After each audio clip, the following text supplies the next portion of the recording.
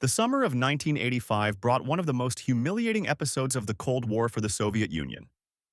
The Americans got their hands on one of the USSR's most coveted war machines. The Mi-24D attack helicopter, known in NATO code as the Hind. On July 13th, two Afghan Air Force Mi-24s lifted off fully armed and fueled. Officially, they were flying a combat mission.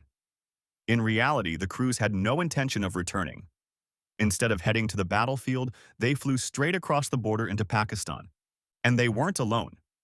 Along with the pilots, there were even passengers on board.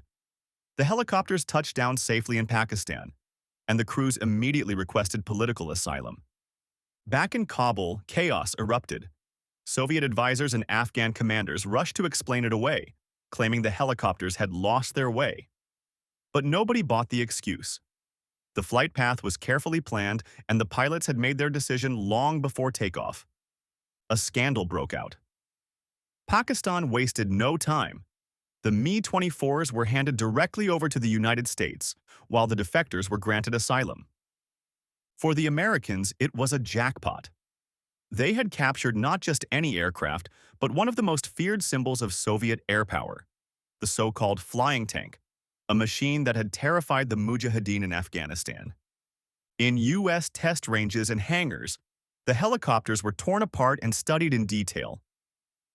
What the Pentagon wanted most was the answer to a single question: how to bring down a Hind. The irony?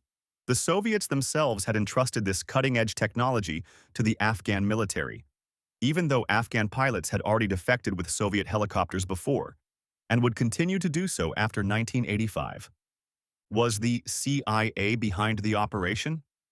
There's no smoking gun. But Washington made no secret of its hunger for Soviet technology.